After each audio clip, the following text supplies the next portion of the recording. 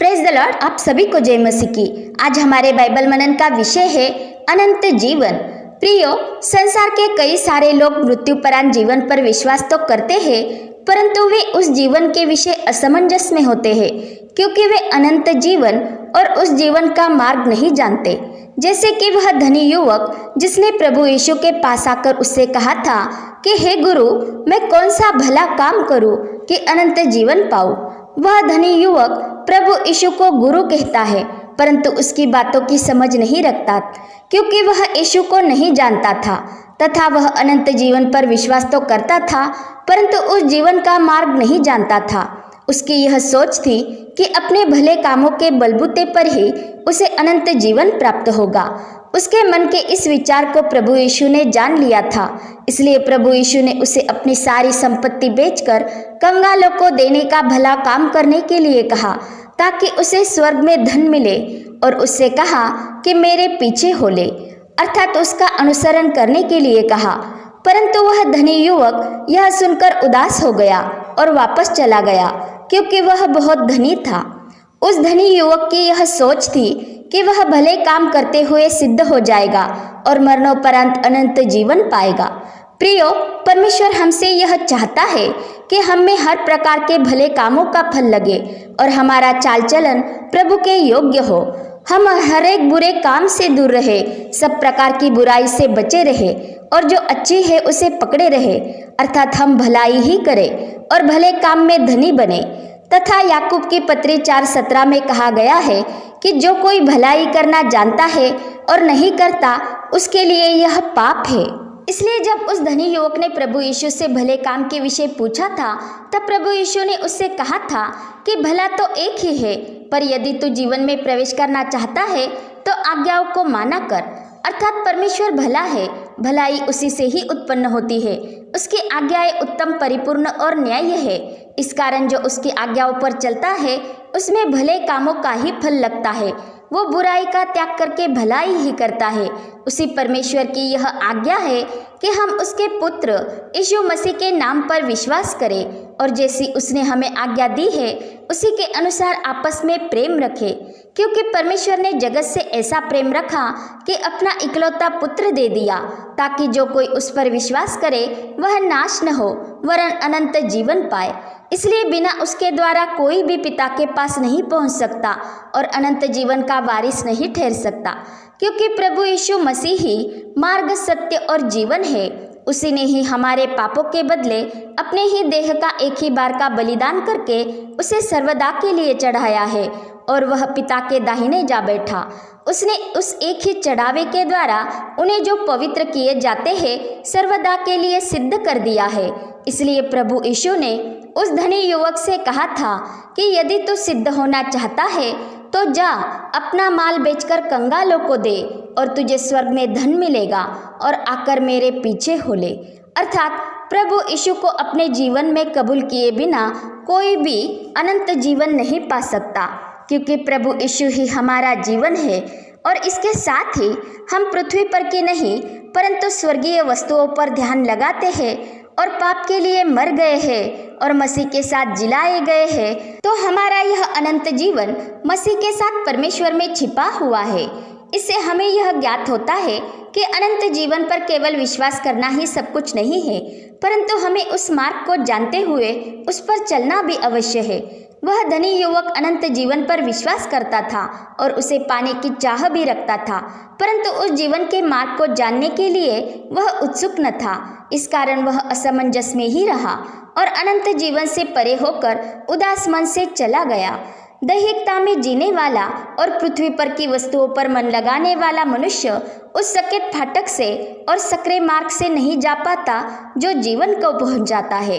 परंतु हम देखते हैं कि जब प्रभु यीशु मसीह मानव रूप में इस जगत में था तो उसके चेले जो उसके साथ रहते थे उसकी बातों को सुनते थे, उसके साथ सेवकाई करते थे, परंतु वे भी इस मार्ग के विषय में असमंजस में थे, क्योंकि जब प्रभु यीशु की इस जगत में से जाने की घड़ी आ पहुंची थी तो उसकी बातें सुनकर चेले अपने मन में व्याकुल हो रहे थे और शमौन पतरस ने यीशु से कहा, हे प्रभु, तू कहाँ जाता है?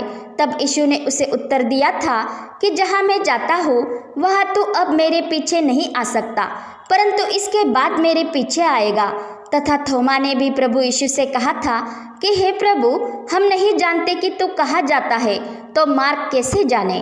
तब प्रभु यीशु ने उनसे कहा था, मार्ग, सत्य और जीवन मैं ही हूँ, बिना मेरे द्वारा कोई पिता के पास नहीं पहुँच सकता। चेले असमंजस में इसलिए थे कि तब उन्हें पवित्र आत्मा नहीं दिया गया था, परंतु उन्हें स्वर्ग के राज्य के भेदों की समझ दी गई थी, इसलिए कि जब वे पवित्र आत्मा पाए तो वे उन सारी बातों पर विश्वास करें जो प्रभु यीशु ने उनके होने से पहले ही उन्हें कह दिया है। और हम देखते हैं कि जब उन्होंने पवित्र आत्मा पाया तो पवित्र शास्त्र बुझने के लिए उनका मन खुल गया था और उन्हें उन सब बातों का स्मरण होने लगा जो प्रभु यीशु ने उनसे कही थी, और उसके भेद प्रकट करते हुए वे सारे जगत में उद्धार का सुसमाचार सुनाने लगे और अनंत जीवन के मार्ग की घोषणा करने लगे। इसके द्वारा ही वे जान गए थे कि जिस पत्थर को यरूशलेम का मंदिर बनवाते समय राजमिस्त्रियों ने तुच्छ जानकर ढलान से नीचे फेंक दिया था, वही मंदिर के कोने के सिरे का पत्थर बन गया था, और वह पत्थर यही है, अर्थात प्रभु यीशु मसीह, और जिसका जिक्र भजन संहिता के 118 के 22 पद में भी किया गया है। और जिन यहूदियों के डर के कारण चेले प्रभु यीशु का इनकार करते हुए भाग गए थे, पवित्र आत्मा का बपतिस्मा पाने के बाद वे बड़े हियाव से प्रभु यीशु मसीह का प्रचार करने लगे कि किसी दूसरे के द्वारा उद्धार नहीं, क्योंकि स्वर्ग के नीचे मनुष्यों में और कोई दूसरा नाम नहीं दिया गया जिसके द्वारा हम उद्धार पा सके, अर्थात अनंत जीवन के वारिस हो सके। उनके हियाव को देख मंदिर के सरदार और सदुकी भी अचंभित हो गए थे और उनको पहचाना कि ये यीशु के साथ रहे हैं। इस रीति से प्रभु यीशु के चेले अनंत जीवन के मार्ग पर ही चल रहे थे, क्योंकि उन्होंने उस अनंत जीवन पर विश्वास करते हुए उसके मार्ग को जान लिया था कि जिसके पास पुत्र है उसके पास जीवन है। परमेश्वर ने हमें अनंत जीवन दिया है, यह जीवन उसके पुत्र में ही है। इसीलिए प्रभु यीशु अपनी महायाजकीय प्रार्थना में कहता है कि अनंत जीवन यह है कि वे तुझ एक ही सच्चे परमेश्वर को और जिसे तूने भेजा है उस यीशु मसीह को जाने। परंतु स्वाभाविक मनुष्य प्रभु की आत्मिक बातों की समझ नहीं रखते। वे प्रभु की आत्मिक बातों को ठट्टों में उड़ा देते हैं तथा जो अपने आप को मसीह का चेला तो कहते हैं परंतु शारीरिक बातों पर मन लगाते हैं, उन्हें मसीह के वचन पर चलना कठिन जान पड़ता है। मसीह के वचन वे कानों से सुनते तो है परंतु उसे नागवार जानकर उसके अनुसार नहीं चलते और मसीह का अनुसरण करना छोड़ देते हैं, क्योंकि वे अपने जीवन में पवित्र आत्मा को कोई अहमियत नहीं देते और न ही उसकी प्रेरणा को समझ पाते हैं। इसलिए उन्हें मसीह के वचन नागवार होते हैं। इसीलिए प्रभु यीशु ने अनंत जीवन की शिक्षा देते हुए अपने चेलों से कहा, आत्मा तो जीवनदायक है, शरीर से कुछ लाभ नहीं। और जो बातें मैंने तुमसे कही है वे आत्मा है और जीवन भी है। इसीलिए परमेश्वर उस पर ही अपने पुत्र को प्रकट करता है जो सच्चे मन से विश्वास करता है, इसलिए कि वह अनंत जीवन पाए। उद्धार सबके लिए है, परंतु जो कोई उस पर विश्वास करता है वो धर्मी ठहरता है, और जो उस परमेश्वर की धार्मिकता में अर्थात प्रभु यीशु मसीह में बना रहता है वह अनंत जीवन का भागी हो जाता है। इसीलिए प्रभु यीशु मसीह परमेश्वर के वचन के अनुसार हमारे पापों के लिए मर गया और गाड़ा गया और तीसरे दिन जी भी उठा, अर्थात उसका पुनरुत्थान हुआ और वह पिता के दाहिने जा बैठा। वो ही मरे हुए में से जी उठने वालों का प्रथम फल है। मसीह के पुनरुत्थान के द्वारा ही हम अनंत जीवन के भागी हो जाते हैं, इसलिए उसका क्रूस पर चढ़ाया जाना अवश्य था। इसीलिए प्रभु यीशु ने कहा कि जिस रीति से मूसा ने जंगल में सांप को ऊंचे पर चढ़ाया उसी रीति से अवश्य है कि मनुष्य का पुत्र भी ऊंचे पर चढ़ाया जाए, ताकि जो कोई विश्वास करे वह उसमें अनंत जीवन पाए। आज कई सारे लोग जो सत्य को नहीं जानते वे सच्ची शिक्षा से भटक गए हैं और इस झूठ की प्रतीति करते हैं कि जैसे प्रभु यीशु का स्वर्गारोहण हुआ है वैसे ही कई जनों का स्वर्गारोहण हुआ है, और वे उन्हें मनुष्यों से अलग ईश्वरीय रूप मानते हैं, उनकी आराधना करते हैं और उनके नाम में प्रार्थना करते हुए जीवन की कामना करते हैं, जो सच्चे परमेश्वर का त्याग करके प्रतिमा पूजन करने के समान है। और यह बात परमेश्वर की आज्ञा न मानना है, जिससे परमेश्वर का प्रकोप आ पड़ता है। बाइबल के अनुसार हम देखें तो आदम की वंशावली में से येरेद का पुत्र हनोक की कुल अवस्था 365 वर्ष की हुई। हनोक परमेश्वर के साथ साथ चलता था और इसके पश्चात वो नहीं था, क्योंकि परमेश्वर उसे उठा ले गया। तथा एलिया नबी के स्वर्गारोहण का जिक्र भी बाइबल में पाया जाता है। परंतु हम देखते हैं कि प्रभु यीशु ने खुद कहा है कि और कोई स्वर्ग पर नहीं चढ़ा, केवल वही जो स्वर्ग से उतरा, अर्थात मनुष्य का पुत्र जो स्वर्ग में है। प्रभु यीशु अपने आप को मनुष्य का पुत्र इसलिए कहता था क्योंकि उसने परमेश्वर के स्वरूप में होकर भी परमेश्वर के तुल्य होने को अपना लाभ न समझा था, वरन अपने आप को ऐसा शून्य कर दिया था कि दास का स्वरूप धारण किया था और वह मनुष्य की समानता में हो गया था। वह मनुष्य के समान मांस और लहू का हो गया था और मनुष्य का सहभागी हो गया था। वह मनुष्य का बड़ा भाई हो गया था। इस कारण उसको चाहिए था कि सब बातों में अपने भाइयों के समान बने, जिससे वह उन बातों में जो परमेश्वर से संबंध रखती है एक दयालु और विश्वास योग्य महायाजक बने, ताकि लोगों के पापों के लिए प्रायश्चित करे। इसलिए जब वह मानव रूप में था तो उसने अपने आप को मनुष्य का पुत्र कहा और उसने परीक्षा की दशा में दुख भी उठाया, इसलिए वह उनकी भी सहायता कर सकता है जिनकी परीक्षा होती है। परंतु हम यह भी देखते हैं कि प्रभु यीशु ने यह भी कभी नहीं नकारा कि वह परमेश्वर का पुत्र है। इसी कारण महासभा के सामने इस बात को दुर्भाषण जानते हुए महायाजक, शास्त्री और पुरनियों ने प्रभु यीशु मसीह पर परमेश्वर की निंदा करने का दोषारोप लगाया था और उसे मृत्युदंड के योग्य ठहराया था। तथा क्रूस पर चढ़ाए जाने पर भी उसकी ठट्टा करते हुए वे उसकी यह निंदा कर रहे थे कि इसने तो औरों को बचाया और अपने को नहीं बचा सकता। यह तो इस्राएल का राजा है, अब क्रूस पर से उतर आए तो हम उस पर विश्वास करें। उसने परमेश्वर पर भरोसा रखा है। यदि वह इसे चाहता है तो अब इसे छुड़ा ले, क्योंकि इसने कहा था कि मैं परमेश्वर का पुत्र हूँ। प्रभु यीशु हर दिन मंदिर में उनके साथ रहकर ही उपदेश दिया करता था, परंतु तब उन्होंने उसे नहीं पकड़ा था। परंतु अब उसकी घड़ी आ पहुंची थी ताकि पवित्र शास्त्र की बातें पूरी हो, नबियों के वचन पूरे हो, क्योंकि वह क्रूस पर से उतर कर नहीं वरन हमारे लिए क्रूस पर चढ़कर मृत्यु पर जयवंत हुआ है। इसलिए वह मनुष्य की समानता में होकर मांस और लहू का भागी हो गया था, ताकि मृत्यु के द्वारा उसे, जिसे मृत्यु पर शक्ति मिली थी, अर्थात शैतान को निकम्मा कर दे और जितने मृत्यु के भय के मारे जीवन भर दासत्व में फंसे थे उन्हें छुड़ा ले।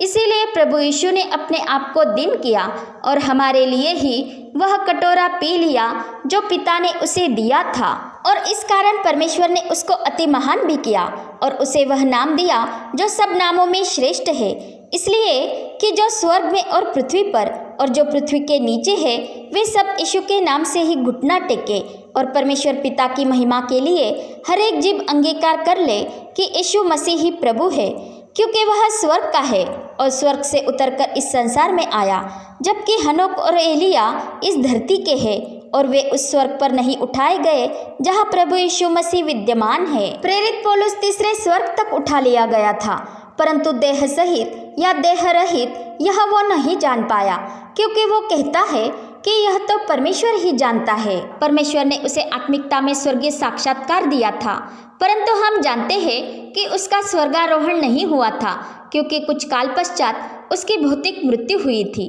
अर्थात ये सब परमेश्वर के द्वारा ही स्वर्ग पर उठा लिए गए थे, क्योंकि वे मनुष्य है।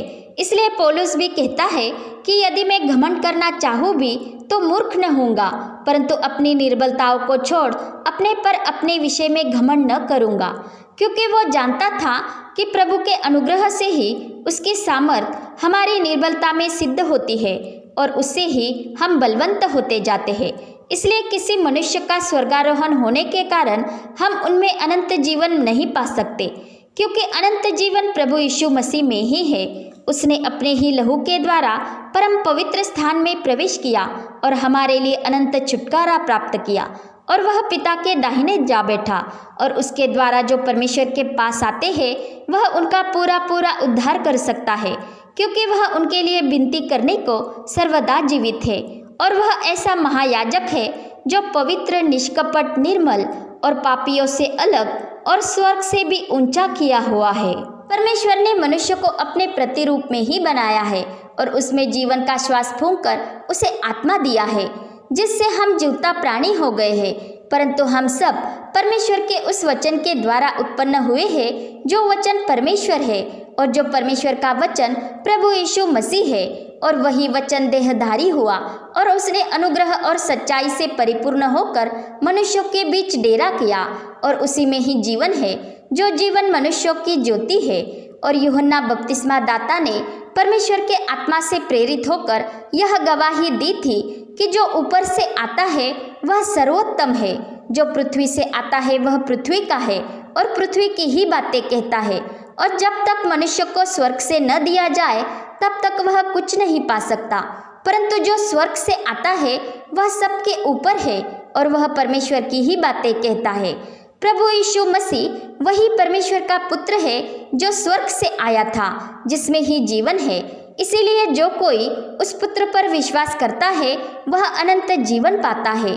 परंतु जो उस पुत्र को छोड़ अन्य किसी व्यक्ति विशेष पर बन लगाता है वह जीवन नहीं पा सकता, क्योंकि ऐसा व्यक्ति पुत्र की नहीं मानता और वह जीवन को नहीं देखेगा, परंतु परमेश्वर का क्रोध उस पर रहता है, क्योंकि परमेश्वर के पुत्र में ही जीवन है। इसलिए जो मसीह यीशु में है उन पर दंड की आज्ञा नहीं, क्योंकि वे शरीर के अनुसार नहीं वरन आत्मा के अनुसार चलते हैं।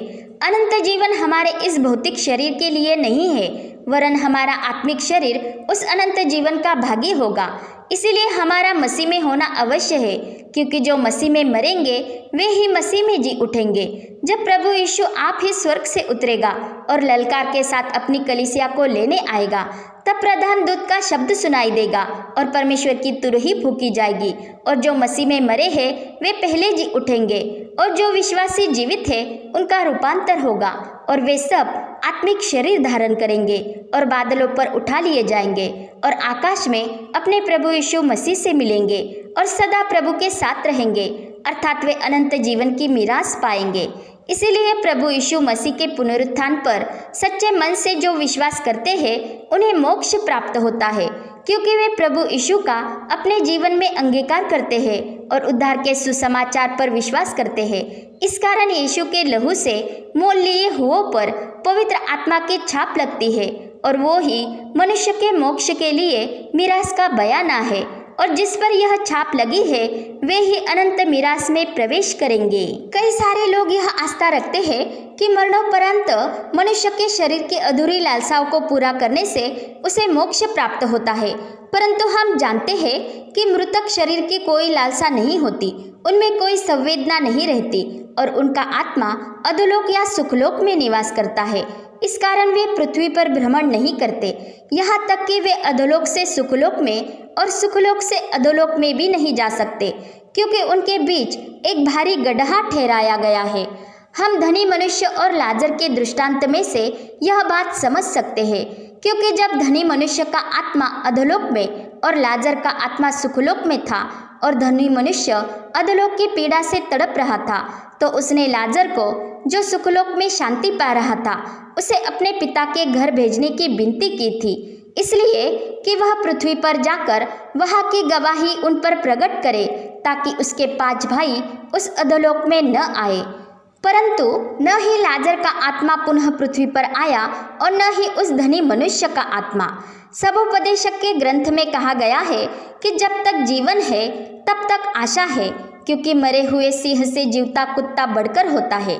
क्योंकि जो जीवित है वे जानते हैं कि उन्हें मरना होगा, परंतु मृतक कुछ नहीं जानते, उन्हें और कोई प्रतिफल नहीं मिलता, यहाँ तक कि उनका नाम भी भुला दिया जाता है।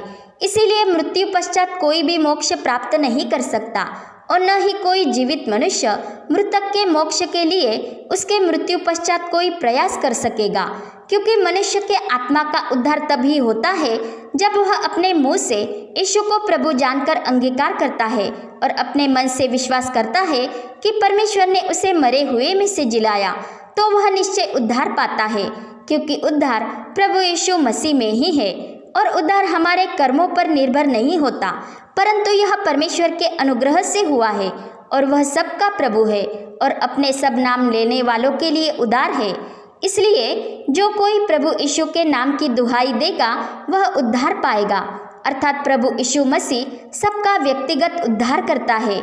इसलिए जो प्रभु यीशु मसीह का अंगीकार करेगा वो ही उद्धार पाएगा। इसके साथ ही हमें यह भी जान लेना अवश्य है कि भले ही हमारा यह भौतिक शरीर परमेश्वर के राज्य में प्रवेश नहीं कर सकता, परंतु यह शरीर व्यर्थ नहीं है, क्योंकि जब यह भौतिक शरीर अमरता पहन लेगा तब ही हम अनंत जीवन में राज्य करेंगे। इसलिए हमें इस शरीर को इस भौतिक जीवन में रहते हुए पवित्र आत्मा का मंदिर बनाए रखना अवश्य है और शरीर की बुरी लालसाओं का विरोध करके अपने प्रथम भरोसे पर अंत तक दृढ़ बने रहना अवश्य है। और हम यह तब कर सकते हैं जब हम पवित्र आत्मा की प्रेरणा से चलते हैं और मसीह के वचन पर उसकी आज्ञाओं को मानते हुए चलते हैं, तो ही हम मसीह संग उसके राज्य के भागी हुए हैं। इसीलिए प्रभु यीशु ने उस धनी युवक से कहा था, यदि तू जीवन में प्रवेश करना चाहता है तो आज्ञाओं को माना कर, तथा संसार की अभिलाषाओं का त्याग करके उसे अपने पीछे होने के लिए कहा था, अर्थात उसका अनुसरण करने के लिए कहा था। मसीह का अनुसरण करना ही परमेश्वर की इच्छा पर चलना है। और वचन कहता है कि संसार की अभिलाषाएं तो मिटने वाली है, परंतु परमेश्वर की इच्छा पर चलने वाला ही सर्वदा बना रहेगा, अर्थात वह अनंत जीवन पाएगा। इससे हम जान पाते हैं कि हर एक मनुष्य की एक ही जिंदगी है और मृत्यु पश्चात इसी आत्मा में दूसरा जन्म लेकर कोई भी फिर से इस पृथ्वी पर जन्म नहीं लेगा, क्योंकि इब्रानियों 9:27 में कहा गया है कि मनुष्य के लिए एक बार मरना और न्याय का होना नियुक्त है, अर्थात मनुष्य की एक ही जिंदगी के पश्चात किसी का भी इस पृथ्वी पर पुनर्जन्म नहीं होगा, परंतु इस एक ही जिंदगी में हमारा पुनर्जन्म होना अवश्य है। क्योंकि हम देखते हैं कि उस धनी युवक की तरह निकोदेमुस जो फरीसी था, जो व्यवस्था का ज्ञान रखता था और व्यवस्था का सिखाने वाला था, परंतु अनंत जीवन के विषय असमंजस में था, वो भी प्रभु यीशु को रब्बी अर्थात गुरु कहता था, परंतु उसके बातों की समझ नहीं रखता था, क्योंकि वह प्रभु यीशु को जान नहीं पाया था, परंतु उसे परमेश्वर की ओर से गुरु होकर आने वाला समझता था। परंतु जो परमेश्वर के पुत्र को नहीं जानता, वो परमेश्वर ने हमें जो अनंत जीवन दिया है उससे भी अनजान रहता है। इसीलिए प्रभु यीशु ने उसे उत्तर दिया कि मैं तुझसे सच सच कहता हूँ कि यदि कोई नए सिरे से न जन्मे तो परमेश्वर का राज्य देख नहीं सकता। इस बात पर निकोदेमुस असमंजस में पड़ गया। फरीसी पुनरुत्थान और अनंत जीवन पर विश्वास करते हैं, परंतु यह निकोदेमुस उस अनंत जीवन के मार्ग से अनजान था, जो मार्ग खुद प्रभु यीशु मसीह है और जो पुनरुत्थान और जीवन है। परंतु इसे न समझते हुए निकोदेमुस ने उसकी बात को पुनर्जन्म के तौर पर ही समझ लिया था, जो पुनर्जन्म मनुष्य का पृथ्वी पर दोबारा जन्म लेना होता है। इसीलिए उसने यीशु से कहा कि मनुष्य जब बूढ़ा हो गया तो क्यों कर जन्म ले सकता है? क्या वह अपनी माता के गर्भ में दूसरी बार प्रवेश करके जन्म ले सकता है? तब यीशु ने उत्तर दिया कि मैं तुझसे सच सच कहता हूँ कि जब तक कोई मनुष्य जल और आत्मा से न जन्मे तो वह परमेश्वर के राज्य में प्रवेश नहीं कर सकता। जल परमेश्वर के वचन को दर्शाता है और जल मसीह यीशु में लिए गए बपतिस्मा को भी दर्शाता है, जो नए जन्म का स्नान है। और जिन्होंने मसीह यीशु में बपतिस्मा लिया है उन्होंने मसीह को ही परिधान किया है, क्योंकि जब मसीह यीशु में हम बपतिस्मा लेते हैं तो हमारा पुराना मनुष्यत्व मसीह के साथ गाड़ा जाता है और नए जीवन की चाल चलने के लिए जब हम नया मनुष्यत्व पहन लेते हैं तो पवित्र आत्मा हमें मसीह में नई सृष्टि बनाता है। इसलिए जो परमेश्वर के वचन पर अर्थात प्रभु यीशु मसीह पर विश्वास करता है और बपतिस्मा लेता है उसका उद्धार होता है, क्योंकि इससे ही हमारा जल और आत्मा से नए सिरे से जन्म होता है और हम परमेश्वर के राज्य को देख पाते हैं, अर्थात हम आत्मा में परमेश्वर के समीप जा सकते हैं और हम परमेश्वर के अनुग्रह से धर्मी ठहरकर अनंत जीवन की आशा के अनुसार वारिस बन जाते हैं। इसलिए जब हम पवित्र आत्मा की अगुवाई में चलते हुए पाप से स्वतंत्र होकर परमेश्वर के दास बने रहते हैं तो हमें वह फल मिलता है जिससे पवित्रता प्राप्त होती है और उसका अंत अर्थात परिणाम अनंत जीवन है। पाप की मजदूरी तो मृत्यु है, परंतु परमेश्वर का वरदान हमारे प्रभु यीशु मसीह में अनंत जीवन है, अर्थात हम अनंत जीवन के मार्ग पर तब चल पाएंगे जब हम प्रभु यीशु की बातों पर सच्चे मन से विश्वास करते हैं। और यदि हम में उसकी बातों को समझने के लिए बुद्धि की घटी है तो हमें विश्वास से ही प्रभु से मांगना है, क्योंकि संदेह करने वाला दुचिता होता है और वह प्रभु से कुछ नहीं पाता। प्रभु यीशु मसीह ही परमेश्वर की सच्ची रोटी है जो स्वर्ग से उतरकर जगत को जीवन देती है। इसलिए प्रभु यीशु ने कहा, जो मेरा मांस खाता है और मेरा लहू पीता है अनंत जीवन उसी का है और मैं अंतिम दिन फिर उसे जिला उठाऊंगा। अर्थात प्रभु यीशु के वचन जीवन की रोटी है और यदि कोई इस रोटी में से खाए तो वह सर्वदा जीवित रहेगा। क्योंकि जो कोई प्रभु यीशु की बातों पर विश्वास करता है वह उसे जानने लगता है और अनंत जीवन पाता है। क्योंकि प्रभु यीशु मसीह की बातें जीवनदायी है, अनंत जीवन के वचन है और वे अनंत जीवन के वचन केवल प्रभु यीशु मसीह के ही पास है।